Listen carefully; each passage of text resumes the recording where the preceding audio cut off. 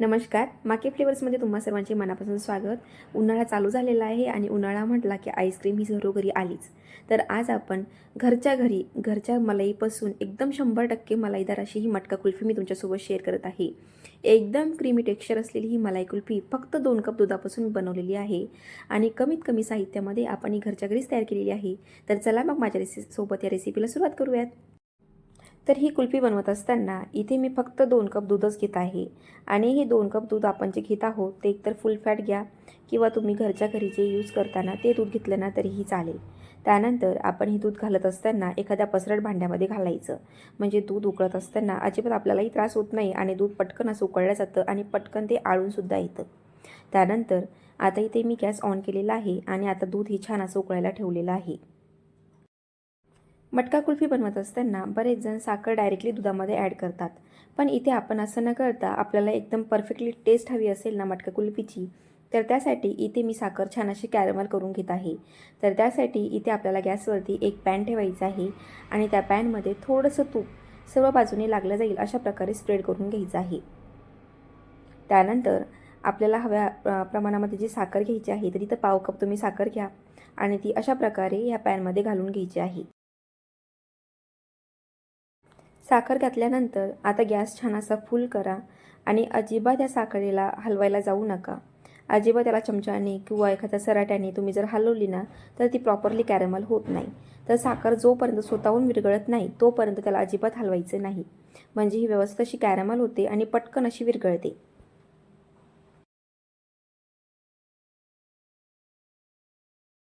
तर तुम्ही बघू शकता साखर मस्त अशी विरघळायला सुरुवात झालेली आहे आणि आता त्यानंतरच मी चमच्याने छान अशी हलवून घेत आहे. तर अशा प्रकारे एकदम सोप्या पद्धतीने मी तुम्हाला साखर कॅरमल कशी करायची ना तर ते सुद्धा इथे सांगितलेलं आहे.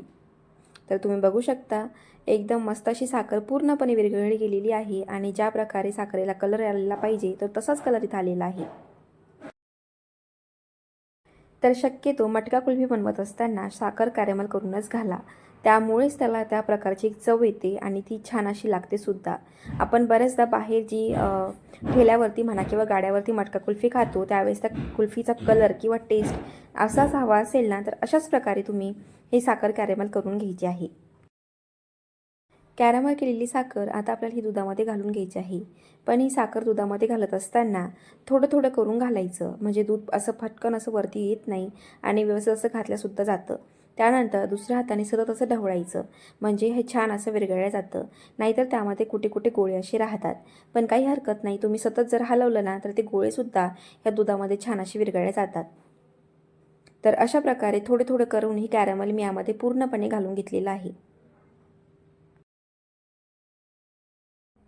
तर कॅरमल आपण ह्या दुधामध्ये घातल्यानंतर आता हे दूध छान असे ते उकळतच ठेवत आहोत. तर कॅरमल पूर्णपणे दुधात घातल्यानंतर तुम्ही बघू शकता की दुधाचा एक छान असा एक कलरसुद्धा आलेला आहे. आता सुरुवातीला तुम्हाला हे दूध थोडंसं पातळ दिसत असेल, कारण आपण कॅरमल म्हणजे साखर यामध्ये पाक गेल्यामुळे हे दूध थोडंसं पातळ होत आहे, पण त्यानंतर ते आळून आल्यानंतर हे छान असं घट्ट होतं. तर आपल्याला आता ह्या दुधाला छान एक घट्टपणा आणण्यासाठी इथे मी एका वाटीमध्ये 2 चमचे मिल्क पावडर घेत आहे व त्यामध्ये थोडंसं थंड दूध इथे घालून घेत आहे. हे छान असे व्यवस्थित असे एकत्रित करून घेतल्यानंतर आता आपण यामध्ये घरगुती जी साय असते ना तर ती सायसुद्धा यामध्ये वापरणार आहोत, म्हणजे एकदम मलाईदार आपल्याला जी आपली कुल्फी हवी आहे ना तरी ती याच प्रकारे होते.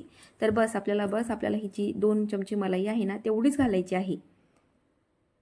तर ही घरगुती साय आहे, मी अजिबात बाहेरची मलाई किंवा बाहेर जी मिळते क्रीम ती यामध्ये यूज केलेली नाही. ही घरगुती सायामध्ये घातलेली आहे. आता हे व्यवस्थित असं एकत्रित करून घ्यायचं आणि आपल्याला हे छान असे बॅटर आता आपण ह्या दुधामध्ये घालून घेणार आहोत. आता हे सर्व छान व्यवस्थित असं एकत्रित करून घ्यायचं आहे व त्यानंतर आपल्याला आवडीप्रमाणे इथे तुम्ही काजूचे काप घाला, बदामचे काप घाला किंवा पिस्ताचे काप, तर इथे मी बदामचे काप घालून घेत आहे, जेणेकरून कुल्फीला एक छान असा टेक्स्चरसुद्धा येतो आणि कुल्फी खायलासुद्धा खूप छान अशी लागते. तसेच आपण इथे वेलची पूडसुद्धा घालून घेणार आहोत. त्यानंतर आता आपण हे सतत असं दूध इथे उकळून घेत आहोत.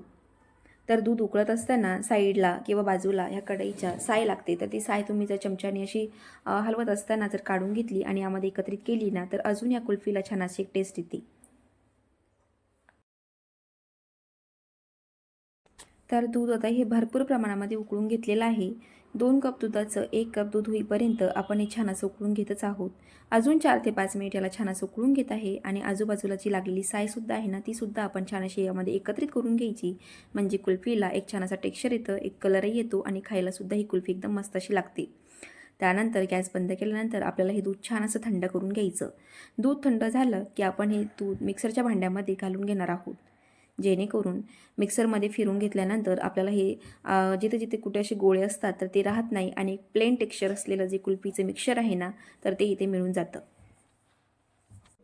तर एकदम क्रीमी असं टेक्स्चर आपल्याला ह्या कुल्फीसाठी ह्या मिक्सचरचं मिळालेलं आहे. तर आता आपण हे सेट करून घेण्यासाठी एखाद्या डब्यामध्ये किंवा एखाद्या मटक्यामध्ये हे छान असं घालून घेणार आहोत. तर इथे मी एक छोटासा मटका साईजचा 1 कप आहे, तर तो आणि एक स्टीलचा डब्बा यामध्ये हे छान असं बॅटर आपण हे पूर्णपणे घालून घेत आहे. त्यानंतर यावरती आवडीनुसार बदामचे काप घालायचे, जेणेकरून ही कुल्फी दिसायला खूप सुंदर अशी दिसते. त्यानंतर ॲल्युमिनियम फॉईल घ्या किंवा एखादं पॉलिथिनची बॅग घ्या. अशा प्रकारे या कपवरती झाकण ठेवून आणि त्यानंतर रबरने पॅक करून ठेवायची, म्हणजे यावरती क्रिस्टल फॉर्म होत नाहीत. तर आता आपल्याला ही कुल्फी छान 7 ते 8 तास सेट करून घ्यायची आहे. तर 7 ते 8 तासानंतर ही कुल्फी एकदम परफेक्टली असे सेट होते. तुम्ही जर ही कुल्फी बघितली ना, तर एकदम क्रीमी टेक्स्चर असलेलीच. त्याचबरोबर ज्या प्रकारे मी तुम्हाला सुरुवातीलाही सांगितलं, ज्या प्रकारे ठेल्यावरती म्हणजे गाड्यावरती आपल्याला जी मटका कुल्फी मिळते ना, त्याच प्रकारची चव या कुल्फीलासुद्धा येते. आणि घरच्या घरी जी आपण कुल्फी तयार करतो ती जास्त हायजेनिक आहे आणि खायलासुद्धा ही खूप छान अशी लागते. त्यामुळे तुम्हीसुद्धा ही नक्कीच करून बघा आणि कमेंट करून मला नक्की कळवा. आणि नेहमीचप्रमाणे मी तुमच्यासोबत एकदम सोप्या रेसिपी, त्याही एकदम सोप्या पद्धतीने शेअर करतच असते. आणि जर तुम्हाला माझा ही व्हिडिओ आवडला असेल ना, तर प्लीज माझ्या चॅनलला लाईक, शेअर आणि सबस्क्राईब करायला अजिबात विसरू नका.